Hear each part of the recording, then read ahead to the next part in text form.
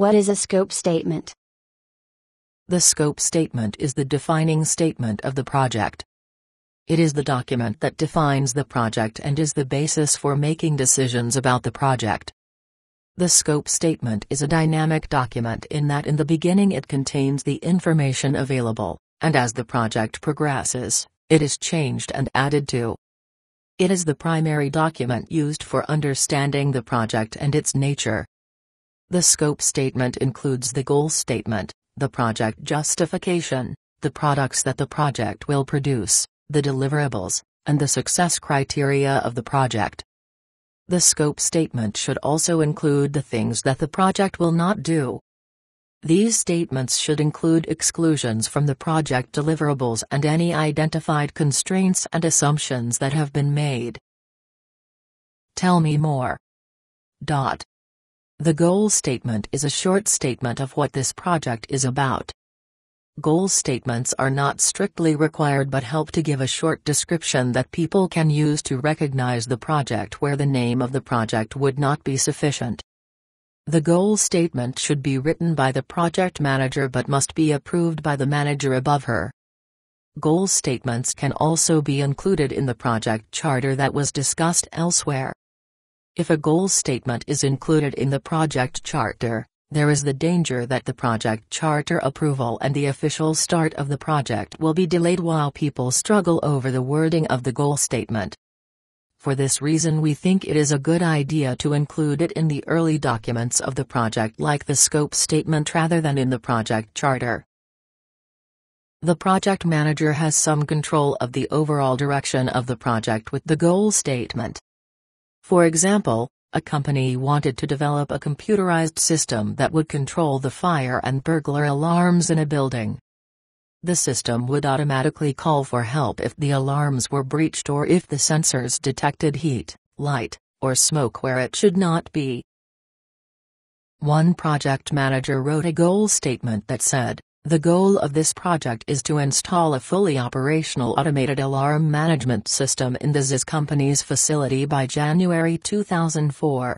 Another project manager said, "The goal of this project is to make a prototype automated alarm management system that can be brought to the Consumer Electronics Trade Show in October 2004." Notice that the work that has to be done in either of these projects is quite different. The two goal statements indicate completely different ways of introducing the new product. In the first statement, the project manager feels that the best approach is to build a complete prototype system that will be a showcase for customers to see. In the second statement, the project manager feels that the best approach is to breadboard a model of the system that can be shown to a large number of customers. As these goal statements are reviewed by the stakeholders, they will be refined and the project will move forward. To show how short goal statements can be, we will give one more example of a short goal statement for a gigantic project.